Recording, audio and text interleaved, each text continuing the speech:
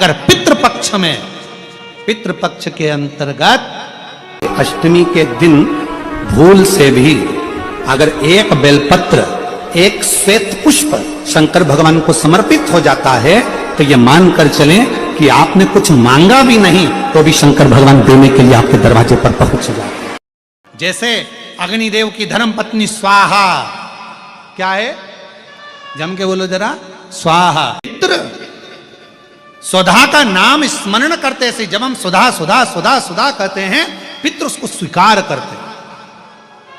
जब हम यज्ञ करते हैं, सांकल्य देते हैं, ओम वैष्णवे स्वाहा, स्वाहा बोलते से ही अग्नि देवता की धर्म पत्नी उस भाग को देवताओं को देती है। उसी तरह तर्पण, तिलांजलि, पिंड तर्पण आदि के जितने भी हम पितरों के लिए कर्म करते हैं उसमें हम स्वधा स्वधा बोलते हैं। जब स्वधा बोलते हैं तो वो स्वधा पितरों को भाग देती है और पितरों से कहती हैं ये मेरा बेटा दुखी है, इसको ये तकलीफ है, इसको ये कष्ट है, तुम इसका ये कष्ट पितृदेव मिटा दीजिए, महादेव की आज्ञा है, इसको सही कर दीजिए। करते श्रेष्ठ करते काम सफल कर दे तो उसके लिए सफेद पुष्प और एक चावल का दाना यदि तुम्हारे हाथ में है और तुमने मन से बाबा से कह दिया, बाबा मुझे ये तकलीफ है, मुझे ये दुख है, मुझे ये कष्ट है, मैं पशुपतिनाथ का व्रत करूंगी बाबा, पशुपतिनाथ का व्रत करूंगी बाबा, आप मेरा व्रत स्वीकार करना, आज मेरा ये काम अटक गया है। अशोक सुंदरी वाली जगह पर वो सफेद पुष्प और चावल का दाना समर्पित कर दो। व्रत आएगा जब आएगा मेरा बाबा पहले ही कल्याण कर जाएगा। ये शिव तत्व है। कल रविवार फिर अष्टमी तिथि है। किसी भी अष्टमी पर एक बेलपत्र, 3 शमी पत्र, आप कभी दिल से, कभी मौका मिले हृदय से अशोक सुंदरी वाली जगह का स्पर्श कर कर भगवान शंकर के शिवलिंग पर एक बार समर्पित कर कर देखना और दूसरे वर्ष इंतजार करना कि तुम अष्टमी के दिन बाबा को शमी पत्र बेलपत्र दिया था, क्या बाबा ने तेरे घर में धन और वैभव दिया कि नहीं दिया? जो स्थिति में गाड़ी चल रही थी वो स्थिति की गाड़ी तेरी पार हुई कि ना हुई? अगर पितृपक्ष के अंतर्गत यदि शिवजी के मंदिर में जाकर 1 लोटा जल, 3 चावल के दाने, 3 बेलपत्र पितरों का स्मरण कर कर सुधा सुधा सुधा सुधा कहकर पितरों के हेतु भी अगर समर्पित कर दो तो शिव उसको स्वीकार कर कर सुधा पितरों से कहकर कल्याण कर देती, दुख समाप्त हो जाता, कष्ट मिट जाता। हम सुधा सुधा सुधा कहते हैं। अगर आप पितृपक्ष में, श्राद्ध पक्ष में कोई ब्राह्मण भोजन करा रहे हो, गौ माता को श्राद्ध पक्ष में रोटी दे रहे हो, स्वान को रोटी दे रहे हो, कागल को निकाल रहे हो, कौवे को रोटी दे रहे हो, सुधा का स्मरण सुख देता है। पूरी दुनिया में एक भूमि पर जाइए मनाली में और बिजली महादेव का दर्शन करिए। पूरी दुनिया में केवल एक ही जगह ऐसे महात्मा विराजमान है जहां पर मनाली में जब बिजली गिरती है तो शंकर के शिवलिंग पर गिरती है, शंकर के टुकड़े टुकड़े हो जाते हैं। उस टुकड़े हुए शंकर के मनाली में एक परिवार ब्राह्मण का जिसके घर में कोई पूरा पैदा नहीं हुआ, विकलांग ही पैदा हुआ, उस विकलांग व्यक्ति पूरी मनाली में मक्खन मांग कर लाता है, डब्बे में इकट्ठा कर कर 3 पहिए वाली साइकिल से ऊपर चढ़ता है और चढ़कर भगवान के टुकड़ों को बीन बीन कर शंकर के शिवलिंग को जोड़ता है। जोड़ने के बाद पानी चढ़ाता है। कोई बता नहीं सकता कि शंकर टूटे थे कि नहीं टूटे थे। उसके बाद हाथी के पांव से भी तोड़वाओ तो शिवलिंग नहीं टूटता। श्राद्ध पक्ष के 16 दिन यदि संसार का कोई मनुष्य बेल दूध का प्रयोग करता है, बेल दूध से मतलब होता है बेलपत्र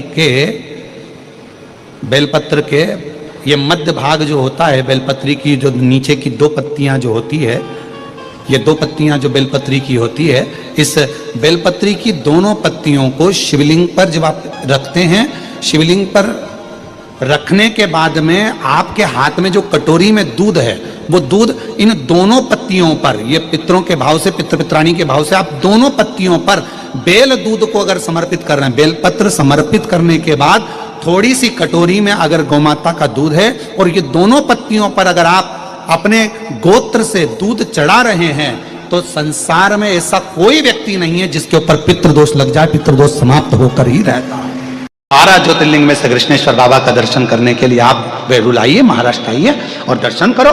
किसी भी ज्योतिर्लिंग के शिखर पर आप कभी भी शंकर भगवान को नंदी पर बैठा हुआ नहीं देखोगे। केवल कृष्णेश्वर महादेव 12 ज्योतिर्लिंग में से एक हैं जिनके शिखर पर स्वयं भगवान शंकर मां पार्वती जी के साथ नंदी पर बैठकर जा रहे हैं। ये 12वां ज्योतिर्लिंग है। 12 ज्योतिर्लिंग में से किसी ज्योतिर्लिंग के ऊपर शंकर पार्वती नंदी पर बैठकर जाते हुए नजर नहीं आते, पर कृष्णेश्वर महादेव के शिखर में शिव पार्वती नंदी पर बैठकर जा रहे हैं।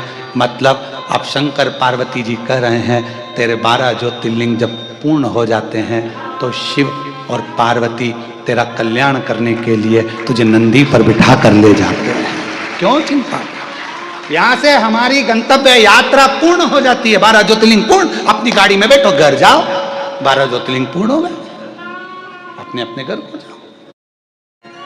कृष्णेश्वर बाबा के ज्योतिर्लिंग के मंदिर का निर्माण स्वयं छत्रपति वीर शिवाजी के दादाजी ने कराया हो, और फिर उस मंदिर का निर्माण स्वयं माहिल्याबाई होलकर ने कराया हो। इतना पवित्र मंदिर का प्रांगण है, जहां की शिला, जहां की शिखर आनंद दे। भोलेनाथ जहां विद फैमिली आनंद के साथ सबके कल्याण के लिए आनंद से विराजमान है।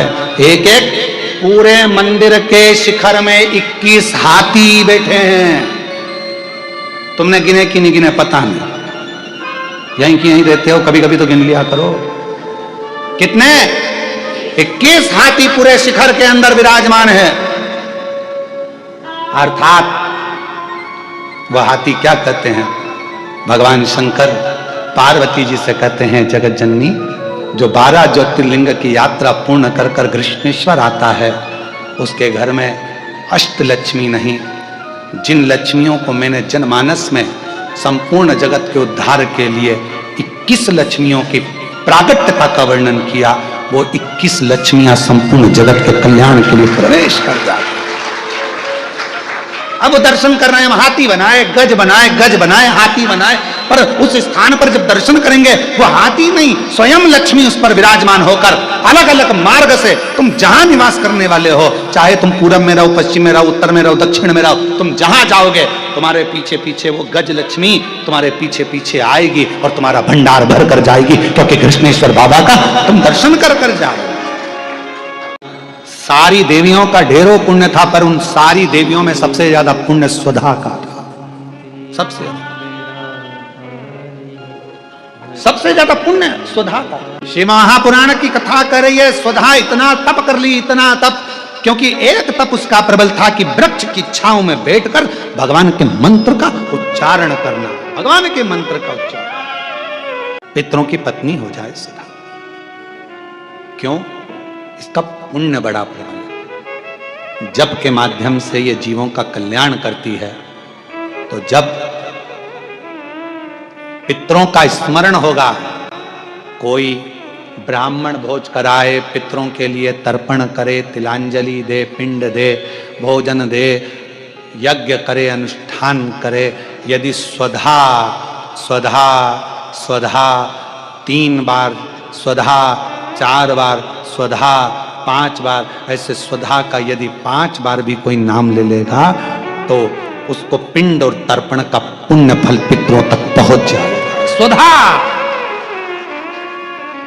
इसलिए मां जगत जननी की स्तुति में स्वधा का स्मरण आया।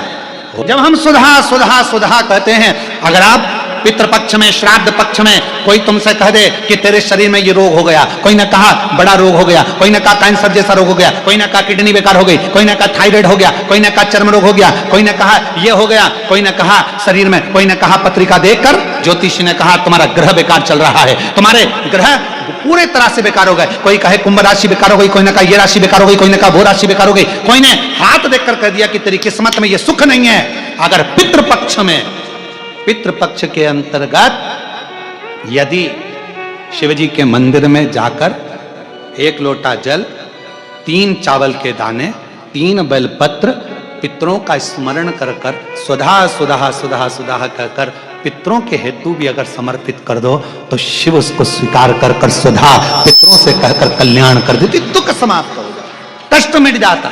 सुधा ब्राह्मण भोजन करा रहे हो, गौमाता को श्राद्ध पक्ष में रोटी दे रहे हो, स्वान को रोटी दे रहे हो, कागल को निकाल रहे हो, कौवे को रोटी दे रहे हो, सुधा का स्मरण सुख देता। कहते हैं एक बूंद पानी एक ही जगह पर गिरता रहे गिरता रहे गिरता रहे तो पत्थर पर भी निशान पड़ जाता है। अगर आप रोज जल चढ़ाते रहोगे तो शिव तुम्हारे दुख को काटेगा। जल शिव के मंदिर जाना बंद मत करो, सारी समस्या का हल एक लोटा जल। श्री जब आगी के पास जाओगे तो गर्माहट मिलती है, पानी के पास जाते हैं तो शीतलता मिलती है, तो शिव जी के पास जाते हैं तो मन की जो कामना होती है वो पूरी मिलती ही। मित्र दोष लगाए, कोई कहे तुमसे तुम्हारे यहाँ काल सर्प दोष लगाए, कोई कहे तुमसे तुम्हारे यहाँ वास्तु दोष लगाए, कोई कहे तुमसे तुम्हारे कुल देवी देवता का दोष लगाए। एक काम करा करो, एक चावल का दाना घर से लेकर गए, 16 दिन श्राद्ध में जब से कथा सुनी है उसी दिन उसी पल उसी घड़ी या दूसरे दिन से प्रारंभ कर दो। कोई कहे पितृदोष है, कोई कहे काल सर्प दोष है, कोई कहे वास्तु दोष है। एक चावल का दाना श्राद्ध पक्ष में साथ लेकर जाओ, घर से 1 लोटा जल भर कर लेकर जाओ। पहले चावल का दाना शिव जी को समर्पित कर दो, उसके बाद 1 लोटा जल धीरे धीरे बाबा का मंत्र उच्चारण करते हुए पंचाक्षर षडाक्षर या श्री शिवाय नमस्तुभ्यम बोलते हुए और अपना गोत्र बोलकर नाम बोलकर जल समर्पित करना प्रारंभ करो। धीरे धीरे आपको खुद लगेगा कि मेरे घर का सारा दोष समाप्त हो गया है। किसी मंदिर में परिक्रमा करना, परिक्रमा करो, मंदिर में खूब करो, पर यदि किसी मंदिर में परिक्रमा करके मंदिर के पीछे यदि आपने प्रणाम करा तो हमारी जिंदगी में हम जितने पुण्य करते हैं वो सारे समाप्त हो जाते हैं। कहां पर भी प्रणाम करा तो जम के बोलो जरा, मंदिर के पीछे। किसी घर में बैठकर जपा एक मंत्र एक फल, मंदिर देवालय शिवालय नदी तीर्थ में 1000 फल मिल जाएंगे, तीर्थ में 1000 मिल जाएंगे, पर किसी पंच वृक्ष बट आंवला बेलपत्र पीपल शमी इन वो वृक्ष हैं जिन वृक्ष की छांव में बैठकर यदि एक बार भी आपने मुख से शंकर का नाम लिया है, श्री शिवाय नमस्तुभ्यम कहा है, नमः शिवाय कहा है, ओम नमः शिवाय कहा है, तो उसका फल हजारों हजारों गुना प्राप्त हो। इसलिए क्या कहा गया, जब हम तुलसा जी की परिक्रमा करते हैं, माँ तुलसा को जल अर्पित करते हैं, तुलसी के क्यारे की परिक्रमा करते हैं, उस समय पर आपके मुख से यदि एक मंत्र निकला है तो तुलसी के क्यारे में जितनी मंजरी होती है, तुलसी के क्यारे में जितनी पत्तियां होती हैं, तुलसी के क्यारे में जितनी मिट्टी होती है, तुलसी के क्यारे में जितने जीव होते हैं, सबके पुण्य फल हमारे खाते में चले जाते हैं, उतना फल प्राप्त हो जाता है। एक तुलसा के पौधे की परिक्रमा करते समय मंत्र जप से अनायास श्राद्ध पक्ष में आप कुछ भी ना कर पाए, कुछ भी ना कर सकते हो, तो एक पत्ते के ऊपर कोई सा भी पत्ता ले लो, चाहे पान का ले हो, कोई पीपल का ले हो, कोई भी पत्ते के ऊपर एक पुड़ी, थोड़ा मीठा थोड़ा नमकीन रखकर अपनी कामना कर कर अपने पूर्वजों के लिए इन 3 वृक्ष के नीचे 16 श्राद्ध में किसी भी एक दिन आप वो भोजन को रखकर आ जाइए, अपनी कामना कर कर सुख का अनुभव होगा, पितरों को शांति मिलेगी। 3 चीजें अगर किसी व्यक्ति को ज्यादा दी जाती है तो वो आधा छोड़कर चला जाता है।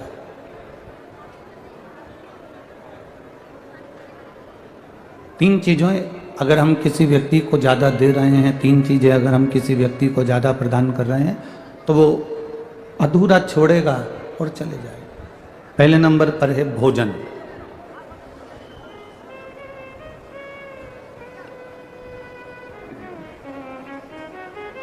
अगर हम किसी व्यक्ति को ज्यादा भोजन दे दिए हैं, ज़्यादा भोजन हमने परोस दिया है, ज़्यादा भोजन हमने प्रदान कर दिया है, तो ये निश्चित है कि वो ज़्यादा भोजन अगर हमने दिया तो वो आधा छोड़कर चले जाएगा।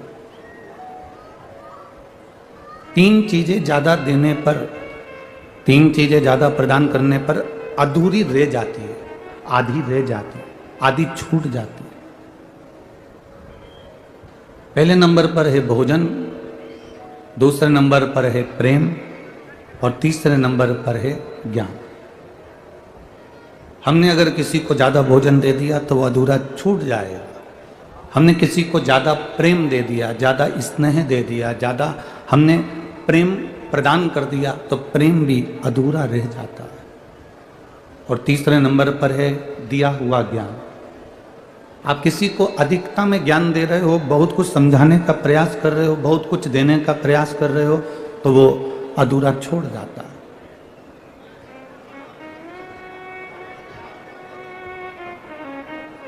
भोजन अधूरा छूट जाता है, ज़्यादा मिलने पर प्रेम अधूरा छूट जाता है, ज़्यादा मिलने पर ज्ञान अधूरा छूट जाता है।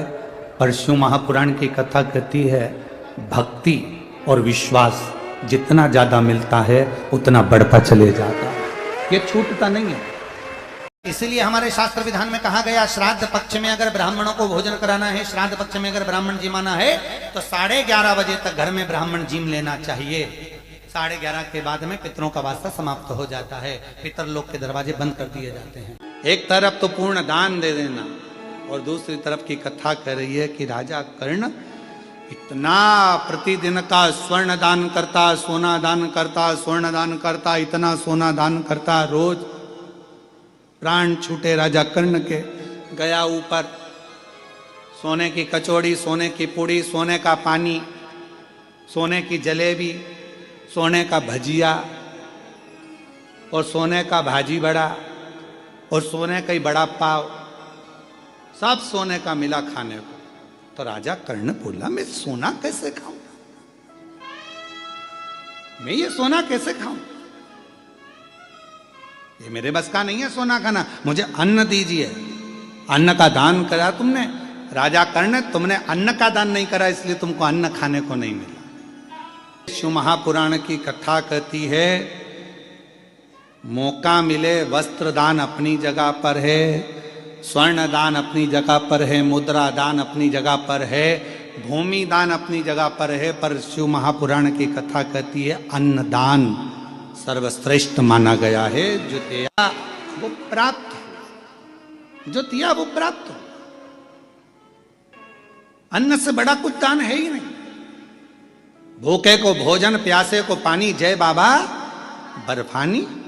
भूखे को भोजन कराए, प्यासे को पानी पिलाए और शिव जी का नाम ले, बाबा बर्फानी का जय जयकार होता ही क्यों है। भूखे को भोजन, प्यासे को पानी, जय बाबा बर्फानी। क्यों कुबेरेश्वर धाम पर अन्न का दान दिया जाता है। अन्न का दान कुबेर का भंडार, कुबेरेश्वर धाम की रीत है। वहां जो आता है थोड़ा अन्न लेकर आता है, चावल ले आएगा, गेहूं ले आएगा। जो कुबेरेश्वर धाम पर आता है वो थोड़ा थोड़ा अन्न लेकर आता है। भले आधा किलो लाया, 1 किलो लाया, पर कुबेरेश्वर धाम में आया तो के अन्न का दान और कुबेर का भंडार वहां दिया और वहां लिया, घर पहुंचते पहुंचते प्राप्त हो जाता। तुमने अन्न नहीं दिया है राजा कर्ण, तुमने भोजन में अन्न का दान नहीं दिया। तो राजा कर्ण को लगा कि अन्न नहीं दिया तो अब क्या होगा, तो कहा कि तुम्हें भोजन खाने को नहीं मिलेगा। राजा कर्ण ने कहा कि मुझे कुछ दिन दे दो, मैं पृथ्वी पर जाकर अन्न का दान करूंगा। राजन अभी तो तुम्हारा शरीर जला नहीं है, अंतिम संस्कार नहीं हुआ, तुम्हारी माँ कुंती वहीं बैठी हुई है, तेरे शरीर को नहीं जलने दे रही है, तो चिंता मत कर, जा हम तुझे वापिस जीवित करते हैं। जाकर तुझे 16 दिन दिए हैं, 16 दिन में तू जितना दान कर सकता है अन्न का उतना कर ले। राजा कर्ण पृथ्वी पर आए और माँ गंगा के तट पर पहुंच गए और गंगा के तट पर भोजन कराना प्रारंभ करा। ब्राह्मण हो, साधु हो, सन्यासी हो, तपस्वी हो, साधक हो, उपासक हो, सांसारिक मनुष्य हो, मानव हो, कैसा भी हो, पर आओ और भोजन ग्रहण करो। सारे के सारे भोजन ग्रहण करने आते, तब राजा कर्ण उनको भोजन कराकर विदा कर देता। और आखिरी में जब राजा कर्ण के 16 दिन के प्राण 16 दिन बाद जब गए, राजा कर्ण को अब भजिया, पकोड़ा, गुलाब जामुन, इमरती, भजिया, नो गोल्ड, बिना गोल्ड के ये श्राद्ध पक्ष की वो तिथियां हैं, दूज तिथियां, ऐसी तिथियां हैं जिन तिथियों पर अगर भूलवश भी श्राद्ध पक्ष की दूज, चतुर्थी, अष्टमी, दसवीं, एकादशी, प्रदोष, शिवरात्रि, जिन तिथियों पर अगर गौ माता को एक चुल्लू पानी भी अगर पिला दिया जाता है तो हमारे पूर्वजों को तर्पण और तिलांजलि की जरूरत नहीं पड़ती, वो तर जाता है। भूलवश भी अगर कोई गाय को पानी दे देता है। और महादेव नमन चरणों में, महादेव नमन, सब बोलिए सब, महादेव नमन चरणों में, स्वीकार कीजिए सबका किया है मेरा उद्धार कीजिए, उद्धार कीजिए। हे त्रिपुंडधारी, हे त्रिशूलधारी, हे त्रिपुंडधारी, हे त्रिशूलधारी। 16 दिन श्राद्ध के होते हैं और 16 दिन श्राद्ध में से कोई भी एक दिन श्राद्ध का, जो तुम्हारी मर्जी पड़ जाए, जिस दिन तुम घर में फ्री हो, जिस दिन तुम्हारी मर्जी पड़ जाए, जिस दिन तुम्हारा मन कर जाए, उस दिन वृषकपि, विषकपि नाम लेकर एक रोटी में थोड़ी सी शक्कर या गुड़, थोड़ा सा चावल, थोड़ा सा अगर चावल नहीं हो तो खीर बन जाए तो ज्यादा अच्छी है, रोटी के अंदर रखकर वृषकपि या विषकपि, भगवान शंकर का एक अवतार नाम लेकर अपने दरवाजे के बाहर खड़े होकर जो गौ माता को श्राद्ध पक्ष में किसी भी दिन ये भोजन वृषकपि का नाम